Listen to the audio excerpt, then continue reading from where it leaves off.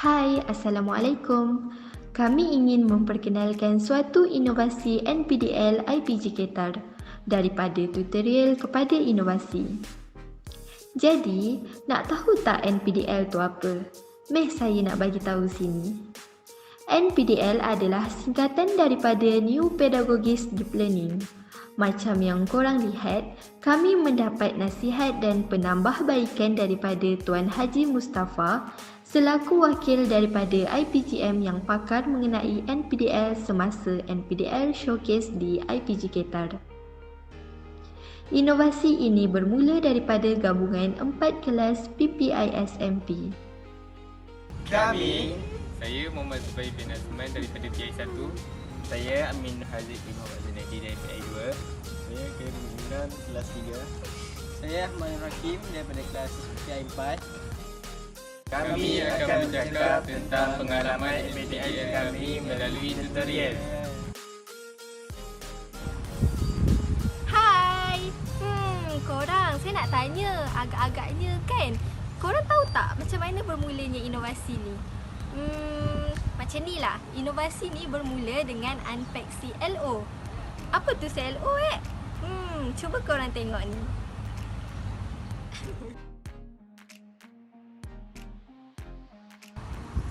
Dah tengok CLO tu apa? CLO itu adalah Course Learning Outcomes ataupun in Malay, hasil pembelajaran khusus.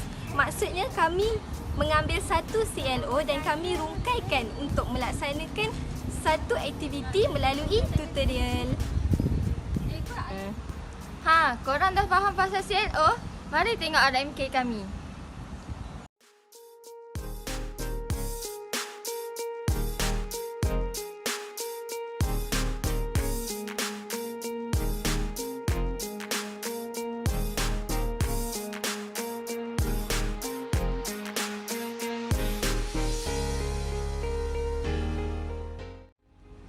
Okey, yang macam korang tengok RMK tadi, tutorial 5 kami tu berkenaan penulisan akademik. Seperti yang korang lihat, penulisan akademik ada format tetapi ada penulisan lain-lain. Kami terfikir macam ni tau. Apa kata lain-lain itu kita gunakan sebagai format penulisan inovasi. Oleh itu, kami dapat tahu dah macam mana format penulisan inovasi. Korang nak tengok hasil tutorial kami tak?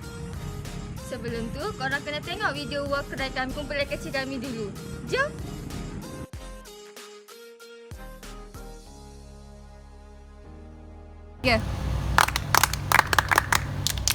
Siapa kami? Tempo! Entah kami. Gaya kami lah! Dream. Jadikannya Reality! George. Don't be a jelly! Dragon. 1, 2, 1, 2. Silent Killers, Bang! Shoot to Kill. Roger segerak lu! Okey korang, nak tengok dah walkthrough tadi? Itulah semua walkthrough kumpulan kecil kami.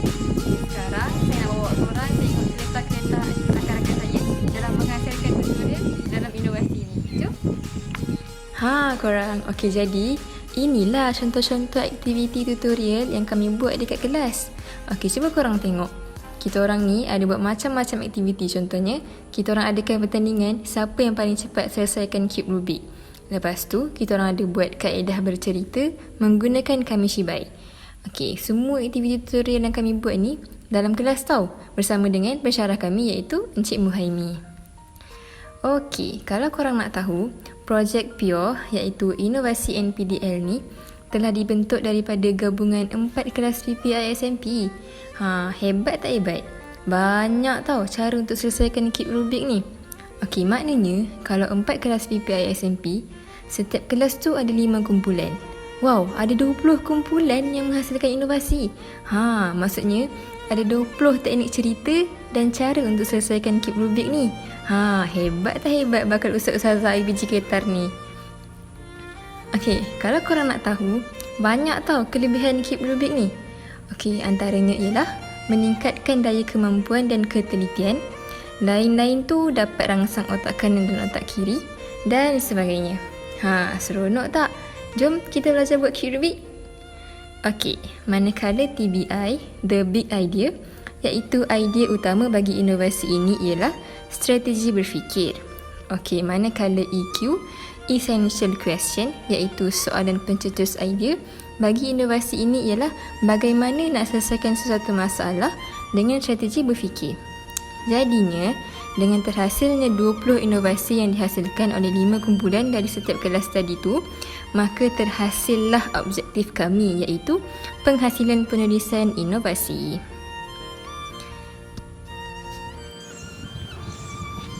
Okey, bukan itu saja tau. Kita orang pun ada buat video macam nak selesaikan cube Rubik ni. Okey, kalau korang nak tengok, korang tengok je kat YouTube. Kita orang dah upload. Free je tau tengok. Okey.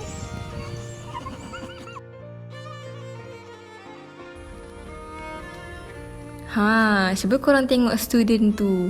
Dia tengok semua video pasal cube Rubik Project Pure IPG Ketar dekat YouTube. Gigihnya dia nak selesaikan cube Rubik ni sampaikan dia sanggup pergi YouTube kami untuk belajar cara menyelesaikan cube Rubik. Korang bila lagi?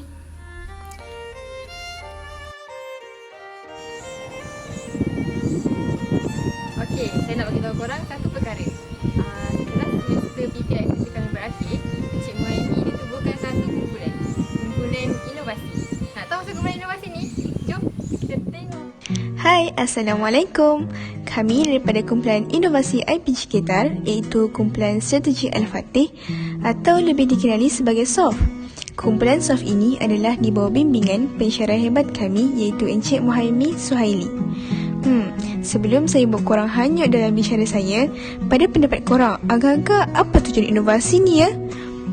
Kalau korang nak tahu, inovasi ni bertujuan untuk menggalakkan para guru pelatih mahir dan juga tahu mengenai inovasi. Cakap tentang inovasi ni, agak-agak korang tahu tak maksud inovasi? Inovasi ni merupakan setiap idea atau gagasan baru yang belum pernah ada ataupun telah diterbitkan sebelumnya. So, kalau korang nak tahu, kumpulan SOF ni telah mewujudkan satu inovasi menggunakan kaedah kami Shibai di mana kami dapat menyelesaikan masalah menyusun cube Rubik dalam kalangan pelajar dan juga guru pelatih.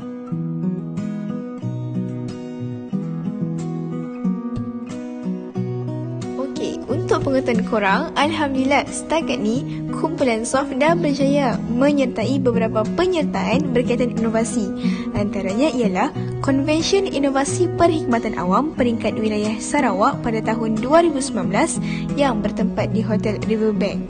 Selain itu, kumpulan SOF ini juga telah dijemput untuk memeriahkan lagi NPDL Showcase anjuran IPG Ketar di bawah bimbingan Encik Muhaimi Suhaili dan juga Puan Pengarah kami, Puan Anis Alisha. Sekarang korang dah kenal kan kumpulan SOF kami? Tapi takkan nak kenal kumpulan SOF je? Kami tak nak kenal ke? Tak adalah, saya gurau je. Okey, saya akan kenalkan ahli kumpulan SOF. Ahli kami terdiri daripada 4 orang lelaki dan juga 4 orang perempuan. Kami merupakan guru pelatih daripada kumpulan PISMP.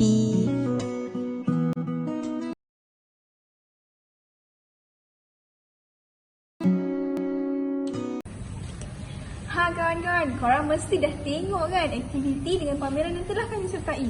So sekarang jom kita beralih kepada agenda kami yang ketiga, iaitu kami telah menemu bual 3 orang rakan kami mengenai inovasi cube Rubik ini. So jom kita tengok video.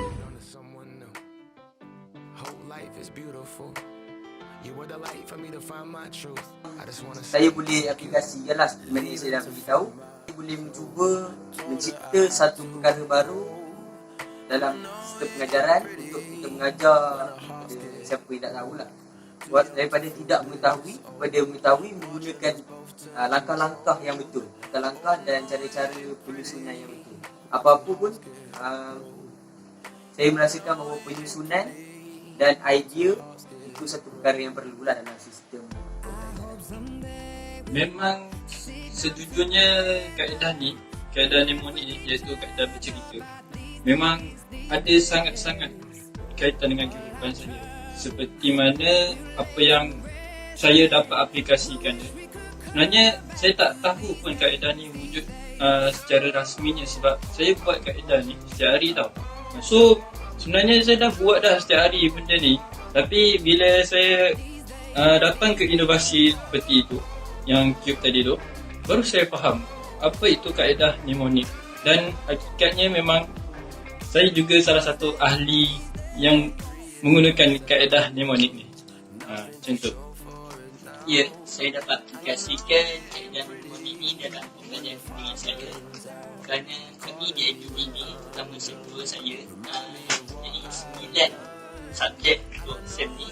Jadi dengan banyak subjek ni, kami memang perlukan kaedah mnemonik untuk menggunakan akronim dan setiap kalian supaya kami mudah ingat dan mengelakkan risiko kelupaan. Serta ini memudahkan kami untuk buat nota serta ulangkan.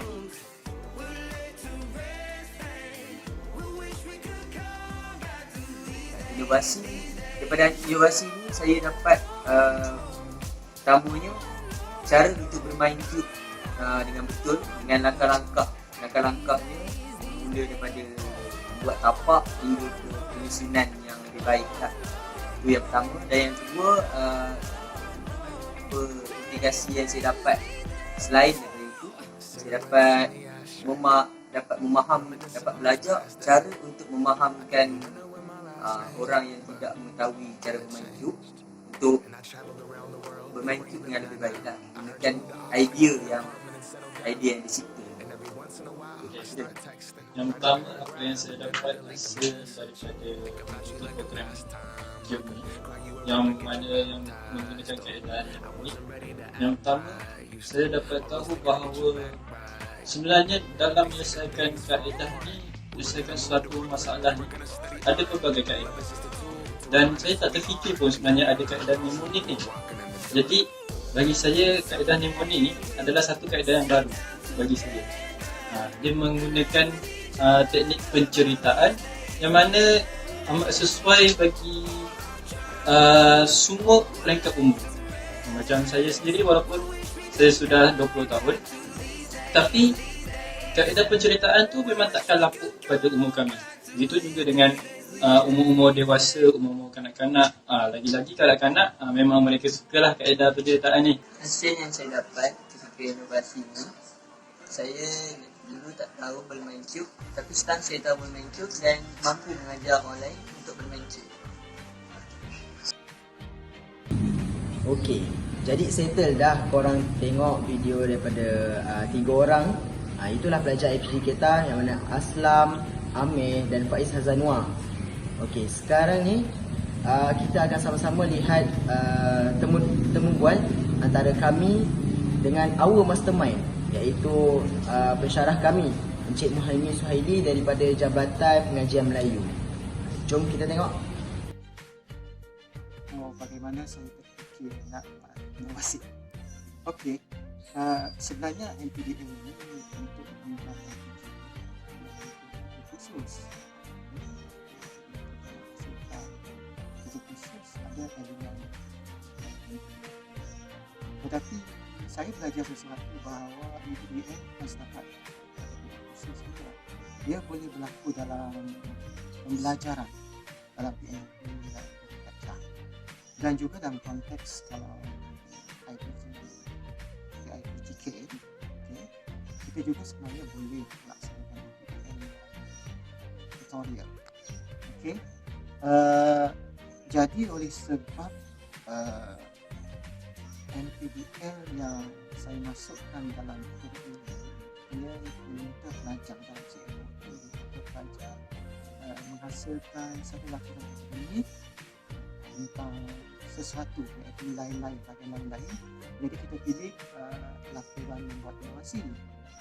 Dan saya berfikir mengapa tidak apabila kita buat laporan inovasi, tidak semestinya laporan itu bermula dengan inovasi itu sendiri. Jadi itu sebabnya saya minta para pelajar dan idea-idea pelajar, bagaimana kalau you nak buat laporan inovasi penyelesaian akademik, you kena buat inovasi dahulu. Jadi maka di situlah bermulanya inovasi bermula, dan kita unpack bahagian ini, iaitu tentang apa namakan the big idea, iaitu strategi berfikir. dan juga kita menggunakan essential question, bagaimana kita mendapat menyelesaikan sesuatu masalah dengan topik idea sendiri. Jadi dalam inovasi dia ada masalah, dan kaedah yang hasilkan iaitu mnemonic pencipta itu ialah hasil daripada idea-idea rakan-rakan kelas, dan kita disetujui bahawa topik idea kita ialah strategi berfikir. Dan essential question kita ialah bagaimana kita nak menyelesaikan satu masalah cube. Kita membina cube sebenarnya dan bagaimana kita menyelesaikan dalam konteks pembelajaran dan tutorial, iaitu saya fikir, saya ingat dalam 3 minggu jugalah kita gunakan masa untuk membuat report tersebut. Jadi report, cara membuat report untuk laporan untuk inovasi yang kita masukkan seperti dalam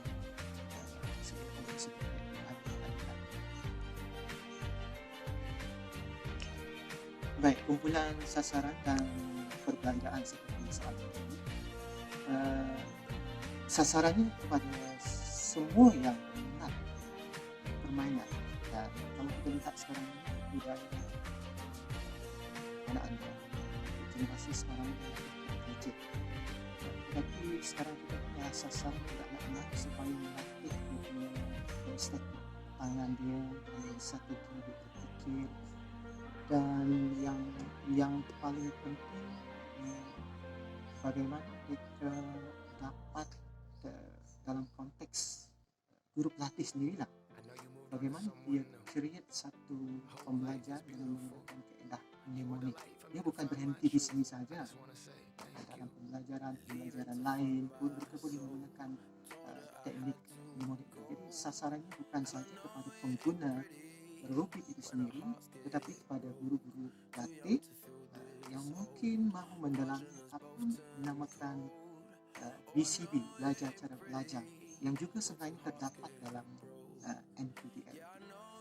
Perbelanjaannya sudah semestinya dia tidak menghasilkan banyak perbelanjaan, dia hanya kita berkongsi dari segi teknik sahaja, idea saja. Kita berikan idea, sampaikan idea tersebut, dan bila orang menggunakan idea tersebut, saya rasa tidak menggunakan kos yang banyak. Jadi saya fikir dia zero budget.